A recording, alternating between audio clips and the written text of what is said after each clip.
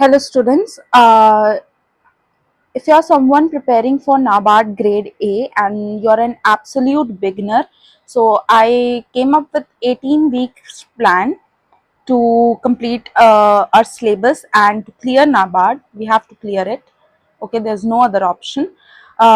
So let's start. मैंने 18 week plan इस हिसाब से बनाया है कि अगर सितंबर 2026 को एग्जाम होता है, बिकॉज लास्ट ईयर दिसंबर में हो गया था एग्जाम, बट उससे पहले सितंबर को ही था एग्जाम, तो मैंने सितंबर के हिसाब से 18 वीक प्लान बनाया है जहाँ पे हम मेंस की भी प्रैक्टिस करेंगे और प्री की भी प्रैक्टिस करेंगे. Like we'll cover both this. Okay, so let's start with the introduction. Who am I? I am a working professional. मैं वर्क फ्रॉम होम करती हूँ, 9 to 6 मेरा वर्क रहता है and I graduated in 2024. Now this is my second attempt. Last year मैंने attempt दिया था but मैं ऐसे ही दे दिया था. मैंने अटेम्प्ट मैंने देखने के लिए दिया था कि if I want to do this or not, and I found it very intriguing, so I thought this year I'll do it शुरू से. but फिर ऐसा हुआ कि I was not able to study क्योंकि मेरी तुरंत तुरंत जॉब लगी थी and I had to do the job, so I was not able to study, but now I want to study. So think of me as an absolute beginner like you because I don't know many things like you. मेरा भी static बहुत लो है. मेरा current affairs अभी मैं CA डालने लगी हूँ वीडियोस करंट अफेयर्स के, तो मैं अभी पढ़ रही हूँ डेली करंट अफेयर्स. इसके अलावा मेरे को भी कुछ नहीं आता है. तो by this channel, why am I making this channel instead of studying? So मैं नहीं पढ़ पा रही हूँ एक्चुअली. तो this channel is basically my way of keeping accountability. मैं एक अकाउंटेबिलिटी अपने आप को देना चाहती हूँ. अगर ये वीडियो कोई भी नहीं देखता है तो भी like this is me putting myself out there and giving myself accountability that if someday I clear NABARD grade A, this year I clear NABARD grade A, तो I have something to look back कि मैंने बहुत ज्यादा अच्छी preparation की थी, मैंने कहाँ गलतियां की, और अगर मैं नहीं भी प्रिपेयर कर पाती हूँ तो मुझे पता होंगे कि मेरे रीजंस क्या हैं फेलियर के. सो this is all about keeping accountability. Now I will set daily targets. हम डेली टारगेट्स के हिसाब से पढ़ाई करेंगे. If you want someone if you are someone who wants to study for NABARD grade A but doesn't know how to study like me, you can join me on this journey by subscribing this channel. And I want to show up every day despite my work to study. तो मेरे को जितना काम है जैसा भी है उसके बावजूद मुझे डेली कम से कम 4 घंटे पढ़ने ही हैं. ठीक है, तो that's why I made this channel. And why should you subscribe? That तुम्हारी भी एक अकाउंटेबिलिटी हो जाएगी मेरे साथ. ठीक है, and you are an absolute beginner, you can come and prepare with me. I'll be providing notes, I'll be giving you all the data resources, and you can come study with me and we can crack NABARD grade A together. Now this is the plan for clearing NABARD. This is 18 weeks plan.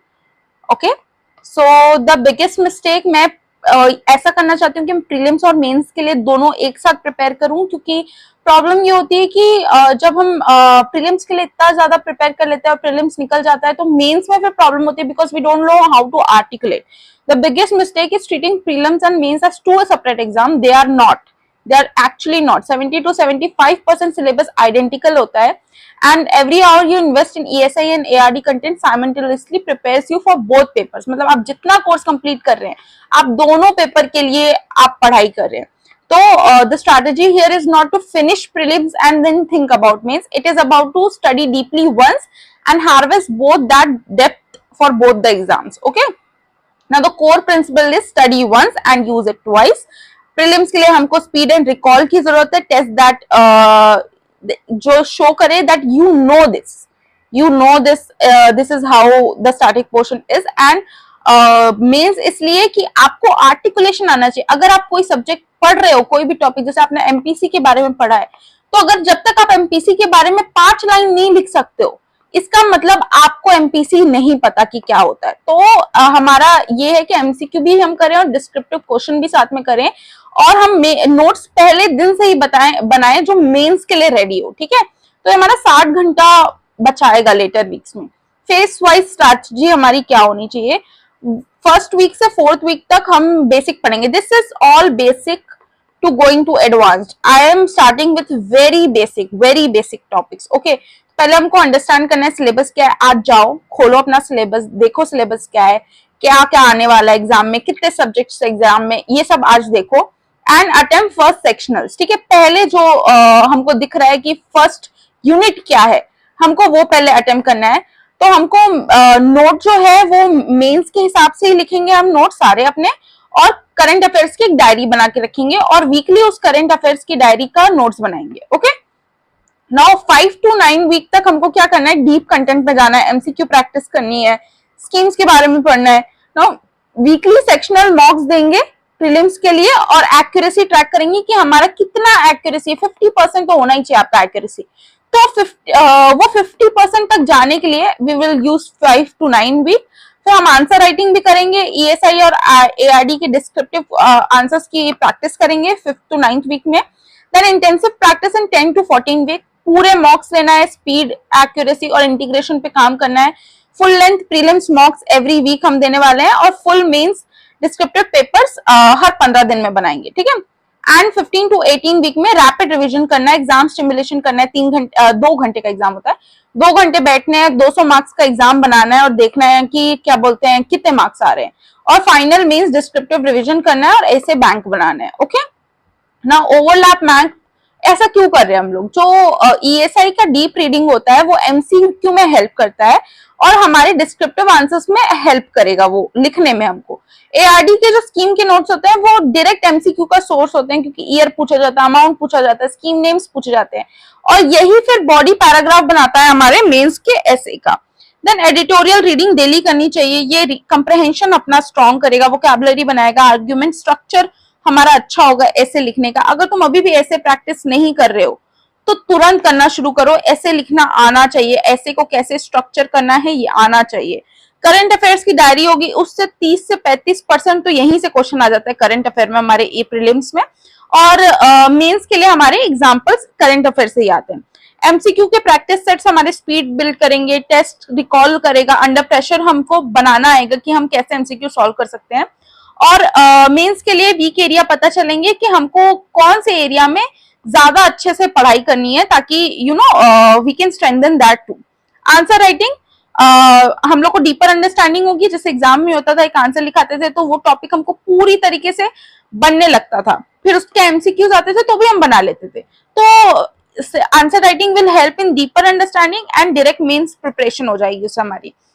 Now की mindset rules हमारी ये होना चाहिए कि कोई भी topic को shallow reading नहीं करना है। अगर तुम 5 सेंटेंस नहीं लिख सकते उस टॉपिक का तो तुमने पढ़ाई नहीं की है, तुम्हारी पढ़ाई नहीं हुई है। तुमको 5 सेंटेंस होने ही चाहिए। अगर मैं तुमको बोलूं कि तुम अभी किसान क्रेडिट कार्ड पे 5 सेंटेंस लिखो तो तुमको होना चाहिए कि तुम 5 सेंटेंस लिख सको उसके ऊपर, ठीक है।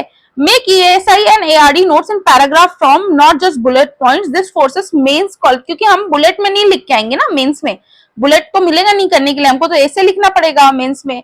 तो we have to make ARD notes in paragraph form. Every current affair entry should include what happened, why it matters and NABARD और एग्रीकल्चर रूरल लिंक क्या है। हमको सिर्फ इतना ही पढ़ना है कि क्या हो गया है, क्यों पढ़ रहे हैं, क्यों हुआ है ये, और हमें क्यों मैटर करता है ये, और नाबार्ड से क्या लिंकेज है इसका। Prelim is won by accuracy, ठीक है, and speed. Mains is won by structure and examples, both are won by consistency.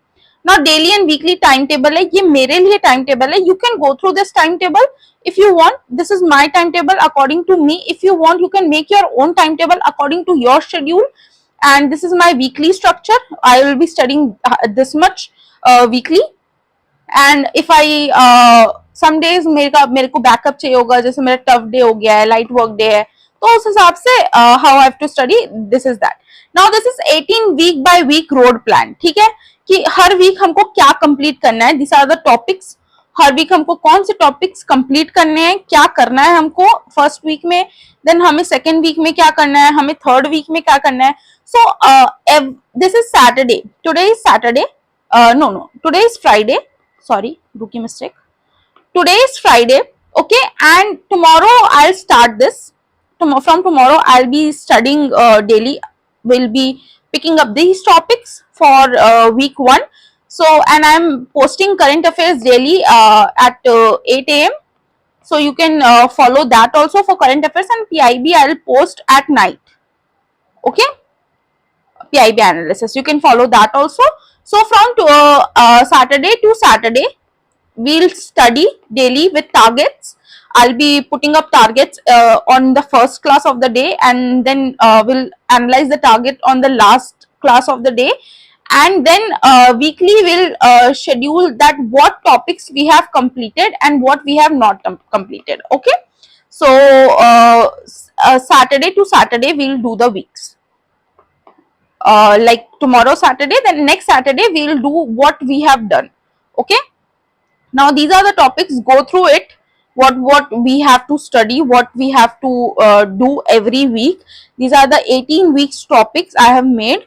And then section 4, subject wise क्या प्रिपरेशन करना है हमको, सब्जेक्ट वाइज कैसे की टॉपिक्स होने चाहिए हमारे, वो भी मैंने देके रखा है इसमें। एआरडी से रिलेटेड क्या टॉपिक्स होने चाहिए हमारे, एंड क्वांटिटेटिव एप्टीट्यूड कैसे पढ़ना है। लाइक क्यूए की क्लासेस में कम ही ले पाऊंगी, मैं शॉर्ट्स में क्यूए बताऊंगी आप लोगों को, बट क्यूए आपको थोड़ा खुद से भी देखना पड़ेगा।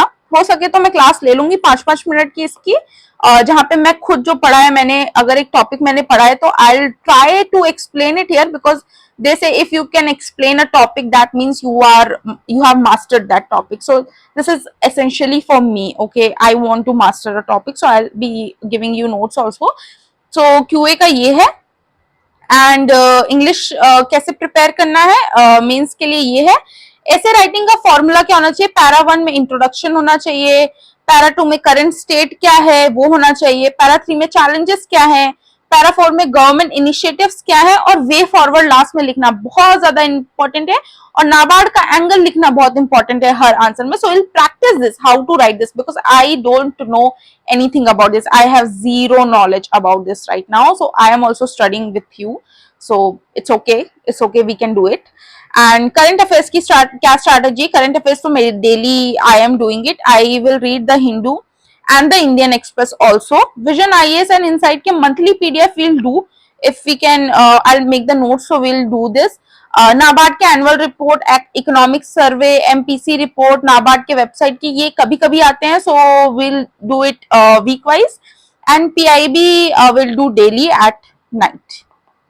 Okay, the CA conversion framework जो है, every CA entry current affairs की जो आपकी एंट्री है वो 5 पार्ट स्ट्रक्चर में होनी चाहिए। Now we have to understand that daily we have to do this 5 current structure, 5 part current structure. आपके नोट्स कैसे होने चाहिए, पहला होना चाहिए व्हाट हैपेंड, ठीक है, क्यों, क्या हुआ, मतलब न्यूज क्या है, देन व्हाई इट मैटर्स, हमको क्यों पढ़ना पड़ रहा है उसको, फिर नाबार्ड का एंगल लिखेंगे कि नाबार्ड में क्यों, एक एक लाइन में सब कुछ करना है, ठीक है, मतलब this is a single habit we have to follow. Then probable exam question एक लाइन में कि क्या क्वेश्चन हो सकता है मेंस के हिसाब से और एमसीक्यू के हिसाब से, and key data and keyword to remember कि हमको क्या पढ़ना है और क्या उसमें याद करना है, ठीक है। फिर वीकली हमको सैटरडे को वीकली सीए डायरी, मैंने बोला सैटरडे को we'll do a deep you know analysis of what we have done. So Saturday को हम लोग रिव्यू करेंगे वीकली अपनी करंट अफेयर्स डायरी, एंड हमको अगर नहीं किया है 5 पार्ट कन्वर्जन अपन ने, तो हर न्यूज का 5 पार्ट कन्वर्जन करेंगे। देन आइडेंटिफाई करेंगे कि 5 एग्जाम प्रोबेबल टॉपिक क्या है जो एग्जाम में आ सकते हैं हमारे, ठीक है, एग्जाम में जो आ सकते हैं वो 5 टॉपिक्स कौन से हैं। अगर हर टॉपिक में कोई स्कीम मेंशन होगी तो उस स्कीम को पढ़ेंगे जाके, यू नो, अच्छे से रिवाइज करेंगे। And monthly review 4 weeks together, identify the patterns. Monthly एक बार चारों वीक के यू नो उसको रिव्यू करेंगे और देखेंगे कि कौन सी न्यूज हमेशा आ रही है, मतलब न्यूज में है, और उसका पैटर्न क्या है और हमको वो नाबार्ड में क्यों काम आएगा वो देखना है, ठीक है। ना मॉक टेस्ट का क्या स्ट्रैटेजी होना चाहिए अपना, ये है मॉक टेस्ट स्ट्रैटेजी। वीक 1 और 2 में तो सेल्फ क्यूज ही है, तो we don't have to see this now, ये आप गो थ्रू कर लो एक बार, ठीक है। एंड मॉक एनालिसिस का क्या फ्रेमवर्क होना चाहिए, ये है कि यू नो वेस्टेड अटेम्प्ट नहीं होना चाहिए, एनालिसिस करना इंपॉर्टेंट है हर मॉक टेस्ट का। तो एक कैटेगरी होता है कि हमको पता ही नहीं था कि क्या है ये क्वेश्चन, तो उसको नॉलेज गैप है ना वो बीच में, तो we'll do this topic, we'll study that topic, ये टॉपिक हमको पता ही नहीं था एंड उसको रीस्टडी करना है, कि अपन को क्या टॉपिक नहीं पता था, वो टॉपिक हो चुका है फिर भी हमको वो टॉपिक नहीं पता है तो रीस्टडी करना है उसको। न्यू बट कंफ्यूज्ड, कि कॉन्सेप्चुअल कंफ्यूजन था उस टॉपिक में, तो फिर से वो टॉपिक कॉन्सेप्ट पढ़ना है और उसमें 10 मोर एमसीक्यूज अपन को बनाने हैं। सिली मिस्टेक थी, कैलकुलेशन या रीडिंग एरर था, ठीक है, तो उसको प्रैक्टिस करना है, अंडरलाइन करना है कीवर्ड्स को जो याद नहीं हो रहा है, and guessed correctly but not reliable for exam, ना कि हमने गेस किया है रिलायबल नहीं है तो उसको जाके फिर से उस टॉपिक को पढ़ेंगे, एंड टाइम रन आउट, तो स्पीड का इशू है, तो practice time sets. Okay, now mains answer कैसे लिखने हैं? वीक 1 में 1 पैराग्राफ पर वीक लिखना है, ठीक है, 150 words in mains format on the topic we have studied. जो टॉपिक पढ़ा है उस पे एक क्वेश्चन लेना है और उस पे अपन लिखेंगे 150 वर्ड। देन वीक 5 और 8 में एक कंप्लीट आंसर लिखना है पर वीक, एक ऐसे 500 वर्ड्स का पर वीक लिखना है। वीक 9 और 2 में अपन 2 आंसर्स पर वीक लिखेंगे, एक full descriptive answer paper simulation भी करेंगे, एक फुल डिस्क्रिप्टिव पेपर बनाएंगे हर 15 दिन में। एंड वीक 13-15 फुल पेपर बनाने लगेंगे एवरी 2 वीक्स में, 3 आवर्स में ऐसे लेटर कंप्रहेंशन सब करेंगे। एंड वीक 17-18 में फाइनल 10 पॉलिश्ड ऐसे को रीड करेंगे, no new writing, because we have to prepare for prelims at that time, so we have to revise everything. ठीक है, नाउ ये रिविजन स्ट्रैटेजी है, how we will do revision. तो revision के मैं अलग से वीडियोस बनाते रहूंगी। You can go through this best resources and books, I have given this, if you want you can go through this. कौन से रिसोर्सेज से मैं पढ़ने वाली हूँ, but I'll put all the data from these resources on my channel, so don't worry, you will get all the resources from my channel only। तो एक ही एक ही रिसोर्स लेना है अपन को। अगर हम ESI पढ़ रहे हैं तो ESI को एक ही रिसोर्स से लेके चलना है, दूसरे रिसोर्स पे जंप नहीं करना है, ठीक है। देन रिसोर्स प्रायोरिटी क्या होनी चाहिए कि टायर 1 में NABARD PYQ, NABARD annual report, economic सर्वे, ये सब पहले पढ़ना चाहिए। कोर टेक्स्ट बुक शायद ही मैं पढ़ूं, हो सकता है कि मैं ऑनलाइन नोट से पढ़ लूं तो मुझे टेक्स्ट बुक की जरूरत ना पड़े। एंड सप्लीमेंट्री कुछ पढ़ सकते हो तुम अगर पढ़ना चाहो तो। ये टॉपर इनसाइट्स है, आप अगर आपको मोटिवेशन चाहिए तो आप कर सकते हो। कॉमन मिस्टेक्स क्या होती हैं कि हम करंट अफेयर नहीं पढ़ते, ठीक है, हम सोचते हैं कि एक महीने के बाद पढ़ेंगे, पूरा एक साथ पढ़ेंगे, ये गलती करते हैं बच्चे। मेरी बहन ने भी मुझे ये सिखाया है कि करंट अफेयर्स को डेली पढ़ना इंपॉर्टेंट है, तो हमको करंट अफेयर से ही अपना दिन शुरू करना है। 30 minutes every morning, no exceptions, we have to do current affairs. Descriptive को प्रीलिम्स के बाद करेंगे, ये भी नहीं सोचना है, क्योंकि आंसर ऐसे लिखना बहुत ज्यादा मुश्किल होता है, ठीक है, अच्छा स्ट्रक्चर्ड ऐसे लिखना, उसकी प्रैक्टिस करनी पड़ेगी। स्कूल टाइम पे लिख लेते थे, पर अब इंपॉर्टेंट है कि अब आता है कि नहीं आता है लिखना, तो वो करना है। Banking books, generic books use करते हैं लोग, क्यों, तो जेनरिक बुक्स नहीं यूज करनी है, पीवाईक्यूज को पढ़ना है, तो पैटर्न समझ आएगा। कॉन्ट इतना मुश्किल नहीं है वैसे भी, नाबार्ड का कॉन्ट इतना मुश्किल नहीं है। प्रॉब्लम है कि हम लोग पीवाईक्यू एनालिसिस ही नहीं करते। मैंने लास्ट ईयर दिया था, मुझे पता था कि मेरे को बन रहा है, बट मेरे को पता, this was very easy for me. अगर मैं 10th क्लास में होती तो मैं वो क्वेश्चन बना लेती, बट मैं अभी, मेरा रिविजन नहीं था उस चीज का, तो मैं बना नहीं पा रही थी। So I am telling you, कॉन्ट is not such a problem, the problem is we are not analysing the PYQ as such, we have to. Annual report NABARD की पढ़नी ही पढ़नी है, 10 से 15 मार्क्स लूज हो जाते हैं यहाँ पे, तो डेडिकेट 2 वीकेंड्स पे उसको थरली पढ़ना है। मॉक को विदाउट एनालिसिस कभी नहीं करना है, 90 मिनट एनालिसिस होना ही चाहिए मॉक में, और एरर की एक कॉपी अभी से बना लो कि मेरे ये एरर्स है, ठीक है। Over relying on one source for current affairs, एक ही क्या बोलते हैं सोर्स पे बिलीव मत करना करंट अफेयर्स के लिए, खुद से हिंदू, PIB और नाबार्ड वेबसाइट चेक करते रहना, ठीक है। वैसे भी मैं डालूंगी यहाँ पे, मैं सारी नाबार्ड, क्योंकि मैं भी सेम ही चीज पढ़ रही हूँ ना, तो मेरे को तो डालना ही है यहाँ पे सारी चीजें, तो मैं डालूंगी, you can trust this. And skipping reasoning and can't practice for important subjects, can't और रीजनिंग को बिल्कुल भी नहीं छोड़ना है, बिकॉज इसमें हमको सिर्फ कट ऑफ तक मार्क्स लेके आने हैं यार, मतलब सिर्फ कट ऑफ क्लियर करना है, तो कुछ भी करके कट ऑफ क्लियर कर सकते हैं। Now you can go through this once, and I'll tell you this, that don't be demotivated right now, कि बस इतने 28 वीक बाकी हैं, तो how will we do it. You can, you can definitely do it. मतलब मेरे को लग रहा है कि मैं कर लूंगी अगर मैं इस वीक मतलब इसको प्लान को फॉलो करती हूँ। हर वीक मैं आप लोगों को बताऊंगी कि कैसा चल रहा है मेरा week. So if we follow this we can definitely crack NABARD. It's not so difficult to crack exam. And if I don't, one day if I don't crack prelims, then I have other chance. But still I would like to, you know, clear it in this attempt. And if I don't, then we'll see कि मेरे reasons of failure क्या थे. But right now I am so motivated that I think I can clear it. So subscribe the channel if you haven't subscribed it, and let's study together. Bye bye.